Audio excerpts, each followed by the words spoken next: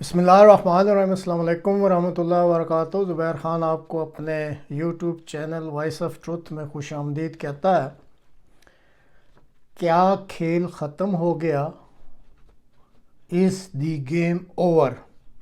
یہ ہے وہ موضوع جس پہ آج پاکستان کے بارے میں کچھ بات مختصر سی کرنی ہے۔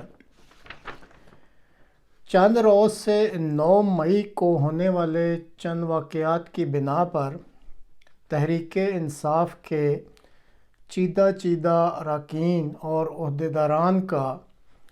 اس پارٹی سے منحرف ہو جانے کا شور و غوغا بلند ہے، اور آپ روزانہ ہی اس بارے میں کوئی نہ کوئی خبر سنتے رہتے ہیں۔ بدقسمتی یہ ہے کہ اس وقت پاکستان کی میڈیا میں، چاہے وہ سوشل میڈیا ہے یا مین میڈیا، کچھ لوگ اپنے آپ کو وہ ترم خان سمجھتے ہیں، اور لگتا ایسا ہے کہ یا تو وہ تاریخ سے بے بہرا ہے یا پھر وہ اس کو سمجھنا نہیں چاہتے۔ اور ایسے ہی لوگ ہیں جو کہ عمران خان کی گیم ہے جو اس کے ساتھ کھیلی جا رہی یا کھلائی جا رہی ہے، تو وہ سمجھ رہے ہیں کہ اس کی گیم ختم ہو رہی ہے۔ حالانکہ یہ جو گیم اس وقت تحریک انصاف کے ساتھ کھیلی جا رہی ہے، اس ملک میں یہ بالکل ایسی گیمز جو ہیں وہ گزشتہ 75 سال سے ہی کھیلی جا رہی ہیں۔ اب میں جو ذاتی طور پہ نہ عمران خان کا فین ہوں نہ تحریک انصاف کا حامی ہوں، لیکن جو بات اپنے ذاتی مشاہدہ یا تجربہ سے سمجھ سکا ہوں، بہت ممکن ہے کہ کچھ اس پہ بھی اعتراض کریں گے اور کرتے ہیں، لیکن میں بہرحال اس چیز کو جو سمجھا ہوں وہ یہ ہے کہ عمران خان جو ہے وہ ایک سچا شخص ہے، دیانتدار ہے، قانون کی پاسداری کی بات کرتا ہے، اور جرات جیسے جو انسانی اخلاقی اوصاف ہوتے ہیں اس کا وہ مالک ہے۔ اور اس میں یہ انسانی اخلاقیات کے یہ جو 2-4 اوصاف میں نے گنوائے ہیں، وہ دراصل ان اوصاف کی بنا پر پاکستان میں سیاست کرنا چاہتا ہے۔ یہ درست ہے کہ اپنے پہلے دور حکومت میں اس نے بہت بلنڈر کیے تھے، یعنی بڑی بڑی غلطیاں کیں، اور اب جیسے وہ باتیں کرتا ہے تو اس سے علم ہوتا ہے کہ اس کو معلوم ہو جاتا تھا کہ وہ بلنڈر کر رہا ہے، اور اس علم کے باوجود اس نے اس وقت بروقت قدم نہیں اٹھائے، اور پھر جب وہ اقتدار سے نکال دیا گیا تو اس کے بعد بھی اس نے جو پاکستانی پاور پالیٹکس ہے اس کو نہ اقتدار میں رہتے ہوئے سمجھنے کی کوشش کی، اور نہ یہ جب وہ باہر نکال دیا گیا اس وقت سمجھنے کی کوشش کی۔ اتنا وہ سمجھ سکا ہے کہ کس کے کندھے پہ بیٹھ کے پاور میں آنا ہے، لیکن اصل میں جو پاور پالیٹکس اس ملک میں 75 سال سے جاری ہے، اس کو وہ میرے اپنے ذاتی خیال میں اس کی ساری باتوں سے یہ ظاہر ہوتا ہے یا صاف پتہ لگتا ہے کہ وہ پاکستان کی پاور پالیٹکس جو اصل کھیلی جاتی ہے اقتدار کی راہداریوں میں، اس کو وہ نہ سمجھ سکا ہے، اور نہ ہی اس نے اس کو سمجھنے کی کوشش کی ہے۔ اسی لیے جو اب تک کے حالات ہیں وہ صاف بتا رہے ہیں کہ عمران خان کا فی الحال دوبارہ اقتدار میں آنے کا کوئی چانس نہیں ہے۔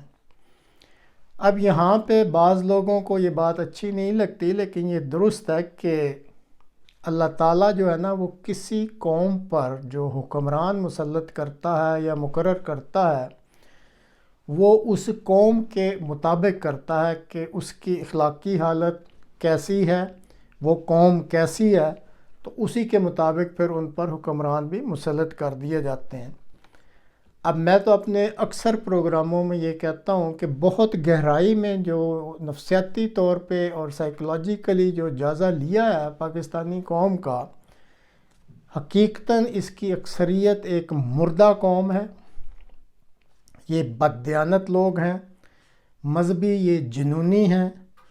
شعور سے آ رہی ہیں اور انسانی اخلاقیات سے یہ لوگ بہت دور ہیں۔ اب جب قوم کی مجموعی یا اکثریتی حالت اس قسم کی ہو تو پھر یہ ایک قدرت کا اصول ہے، نیچر کا جو اصول ہے اس کے مطابق اس پر پھر حکمران بھی ویسے ہی مسلط کیے جاتے ہیں۔ جو ابھی میں نے یہ 3-4 باتیں بتائی ہیں، یہ جو منفی اخلاقیات ہیں، تو جس حکمران میں یہ اوصاف ہوں گے چاہے وہ منفی ہوں، ویسا ہی پھر ان پہ وہ حکمران مقرر کیا جاتا ہے۔ اب رہا سوال عمران خان کا، تو اس کو تو پہلے بھی کئی پروگراموں میں یہ کہا جا چکا ہے، لیکن دیکھنے والی تو یہ بات ہوتی ہے کہ یہ پروگرام سنتا کون ہے، کیونکہ وہ تو یہی دیکھتے ہیں جی پروگرام کرنے والا کون ہے، لیکن پہلے بھی اس کو وضاحت کی جا چکی ہے کہ بات کو سننا چاہیے کہ بات کیا کی جا رہی ہے، یہ نہ دیکھیں کہ بات کر کون رہا ہے۔ تو عمران خان اگر واقعی مخلص ہے اس ملک کے ساتھ اور اس قوم کے ساتھ، جیسے وہ کہتا ہے کہ وہ پاکستان کو ترقی دلانا چاہتا ہے، تو اس پہ پھر یہ فرض بنتا ہے کہ سب سے پہلے اس قوم کی جو اخلاقیات ہیں نا اس کو وہ درست کرنے کی طرف توجہ دے۔ سارا وقت دوسروں پہ جو الزام تراشی ہے یا منفی سیاست ہے، اس سے اس کو نہ پہلے کچھ ملا ہے اور نہ اب کچھ ملے گا۔ اب یہ جو اس وقت صورتحال جاری ہے اور جو تحریک انصاف کے ساتھ یہ جو گیم کھیلی جا رہی ہے، اس کو میں بس ایک ماضی کی مثال دے کے تو اپنی اس بات چیت کو ختم کرنا چاہتا ہوں۔ سال 1971 میں ایک آپریشن سرچ لائٹ شروع کیا گیا تھا، کہ غور سے سنیں آپ کہ 1971 میں ایک آپریشن سرچ لائٹ کے نام سے شروع کیا گیا، اور اس آپریشن کے تحت عوامی لیگ کے 161 ایم این ایز تھے اس وقت کل، تو ان میں سے 82 ممبران جو ایم این ایز تھے، 161 میں سے 82 ایم این ایز اور 228 ایم پی ایس جو تھے، ان میں سے 183 نے اپنے ضمیر کی آواز پر عوامی لیگ چھوڑ دی تھی۔ غور سے سن لیں، اپنے ضمیر کی آواز پر 161 میں سے 83 ایم این ایس اور 228 اسمبلی ممبرز جو تھے، ان میں سے 183 نے ضمیر کی آواز پر عوامی لیگ چھوڑ دی تھی۔ اب جن اراکین نے یہ حب الوطنی کا ثبوت نہیں دیا تھا اور وہ پارٹی نہیں چھوڑی تھی، ان کو پھر اس آپریشن سرچ لائٹ کے تحت نااہل قرار دے دیا گیا تھا، اور جو 78 قومی اسمبلی کی نشستیں اور 105 جو صوبائی اسمبلی کی نشستیں تھیں، ان کے تمام ممبران کو، کیونکہ انہوں نے پارٹی ضمیر کی آواز پہ نہیں چھوڑی تھی، تو اس لیے ان کو نااہل قرار دے دیا گیا اور وہاں پہ ضمنی الیکشن کا جو ہے وہ اعلان کر دیا گیا۔ اب جنرل فرمان علی جو تھے، انہوں نے جب مختلف پارٹیز سے رابطہ کیا اور پوچھا کہ جی آپ کی کیا اس وقت ریکوائرمنٹ ہے کہ کتنی سیٹیں درکار ہوں گی آپ کو، واضح رہے کہ یہ خالی سیٹوں کے لیے ان سے پوچھا گیا تھا، تو ان کو جو لسٹ دی گئی، اور اس کے لیے باقاعدہ پھر نا ایک ڈیٹ بھی اناؤنس ہو گئی تھی 25 نومبر تا 9 دسمبر کے، اس میں یہ ضمنی انتخابات جو ہیں وہ کروا دیے جائیں گے۔ تو جنرل فرمان علی کو جو اس وقت مختلف پارٹیوں نے اپنی خواہش پہنچائی، اس کے مطابق جمہوری پارٹی نے کہا جی ہمیں 46 ممبرز چاہیے، جماعت اسلامی نے 44 کی ڈیمانڈ دی، کونسل مسلم لیگ نے 26 کی، کنونشنل مسلم لیگ نے 21 کی، اور نظام اسلام پارٹی نے کہا جی ہمیں 17 ممبرز یا 17 سیٹیں درکار ہوں گی۔ اب جب جنرل فرمان علی نے یہ ٹوٹل کیا تو یہ 154 یعنی 154 بنتے تھے، جبکہ جو سیٹیں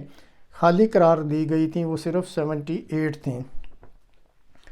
ابھی یہ بحث جاری تھی کہ اس وقت کے صدر جنرل یحییٰ کا حکم آیا کہ نور الامین صاحب کی جو پارٹی ہے اس کو زیادہ نشستیں دی جائیں۔ پھر جنرل پیرزادہ صاحب کا حکم آ گیا کہ پیپلز پارٹی کو کم از کم 18 اور قیوم لیگ کو 21 نشستیں دی جائیں۔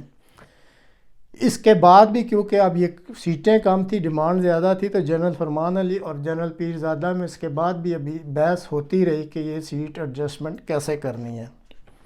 اور اسی وجہ سے پھر جو ضمنی انتخابات کروانے تھے اس کی بھی ڈیٹ آگے کی جاتی رہی۔ اب یہ پوائنٹ جو نوٹ کرنے والا ہے وہ یہ ہے کہ سیٹوں کی اس بندر بانٹ کے باوجود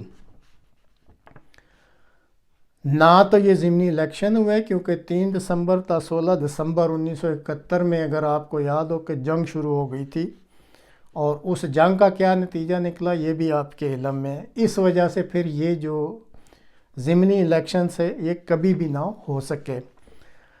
اب اس مثال کو اس وقت بیان کرنے کا مقصد جو ہے وہ صرف اتنا سا ہے کہ آج بھی یہ قوم وہی ہے، قوم نہیں بدلی، کیونکہ اوپر جو بیٹھے ہیں، اگر میں بھی 1971 کی بات کر رہا ہوں تو ہم اسی وقت کے لوگ ہیں، اور میری عمر کے اور یا میرے سے کوئی 10-20 سال چھوٹے جو ہیں وہ بہت سارے لوگ ابھی موجود ہیں۔ تو اس لیے اس قوم کی ذہنیت وہی ہے ابھی تک، اور اسی ذہنیت کے حکمران جو ہیں وہ اس وقت اس قوم پہ حکمرانی کر رہے ہیں۔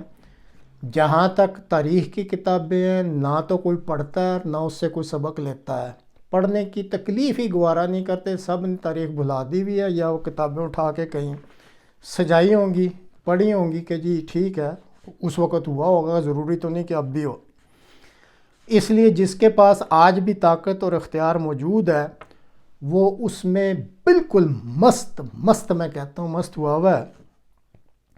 اور وہ کہتا ہے کہ جی کچھ نہیں ہونا، ان کے ساتھ ہوا ہوگا، ضروری نہیں کہ میرے ساتھ بھی یا ہمارے ساتھ بھی ایسا ہو۔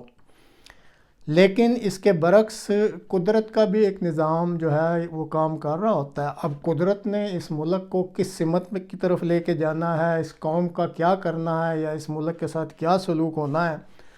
اس کے بارے میں تو صرف اللہ تعالیٰ کو علم ہے۔